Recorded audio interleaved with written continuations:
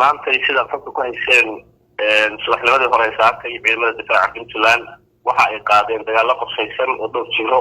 ay ka soo qaadeen ciidamada difaaca Puntland ayagoo qalabkooda iyo wax walba oo u fududeynayay hawlgalka inay si fiican u fuliyaan ay wataan dagaaladaasi waxa ay ka dhaceen caalamiska oo runtii dhul aad u ballaaran ah oo ay aad u yaqaanaan gaar ahaan hawlgalladaasi waxay ka dhaceen deegaano la yiraahdo Hareeriya 1 iyo Hareeriya 2 iyo Cijilis meel la yiraahdo oo dhamaantood ka tirsan caalamiska waxa halkaasi lagu burburiyay oo hadda aan kula hadlayo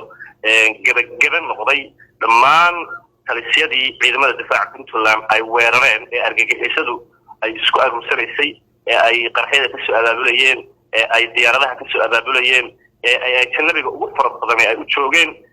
laba ayaa la burburiyay oo ciidamada difaaca Puntland ku ugu dambeeyay daqiiqado ka hor ayaa la burburiyay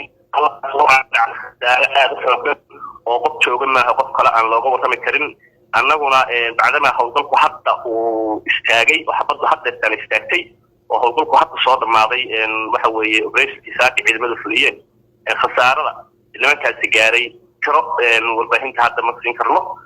afayeenka dawladda iyo taliska guud ee ciidamada daraawiishta afayeenka operationka iyo taliska guud ee ciidanka daraawiishta ayaa dib ka soo sheegi doona tirada rasmiga ah ee halkaasi nimanka lagaga dilay ayadoo maqal iyo muuqaal iyo arag sawirba ahna baraha bulshada ku baahin doona halkaasi waxa ka dhacay oo aan idin xaqiijin kara warbaahinta maxalliga waxa weeye khasaare aad u xooggan oo dhimasho aan xad lahayn in nimankaasi maanta ay ka dhinteen oo ajnabi waana arki doontaan gar badan oo casuus iyo dhiig badan leh oo carab ah waad arki doontaan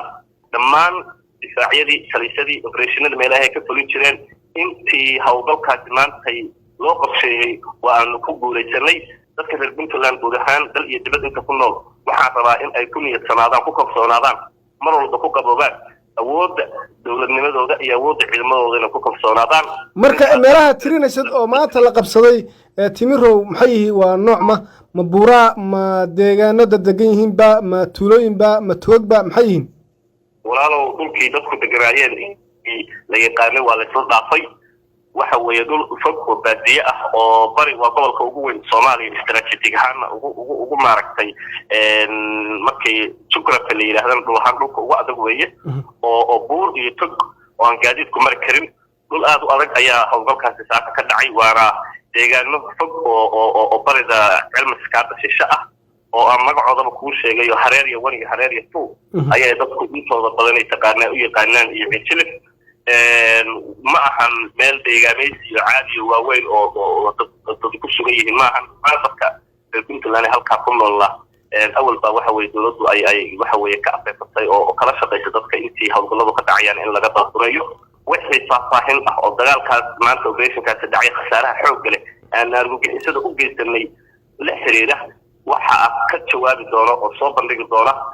taliska guud ee ciidanka daraawiishta dawladda Puntland goobaha marka la qabsaday oo sheegtay hadda in ciidamada Puntland ay gacanta ku dhigeen waa mise goobad waa talisyo way waxa la burburiyay laba talis oo aad u waaweyn oo argagixisadu nooc walba agab ah ay ku diyaarsatay saxaydoodu ay taalay kaashinkoodu yaalay waxa weeye rasaastoodu taalay ajnabi farabadan lagu noolaay qarxiyada ay ka abaabuli jireen si walba maaragtay ay muddo waxa weeye ku tabcayeen ayaa ciidanka difaaca Puntland ilaahay fadligiis ka gaartay ilaahay baa naga caawiyay ciidamada difaaca Puntland ay awood u yeesheen inay waqti kooban dhulkoo adag oo aad u adag oo aan gaadiid ku geli karin oo waxa la askarigu dhabarka ku qaadanayo qorigiisa shikaha iyo beekaymka iyo nooc walba oo hub ah oo xaaladdu ay adag tahay ciidamada difaaca Puntland khibradooda iyo awoodooda iyagoo kaashanaya ilaahna u fududeeyay inay labada talis iyo wixii ku jiraba ay ka dhigaan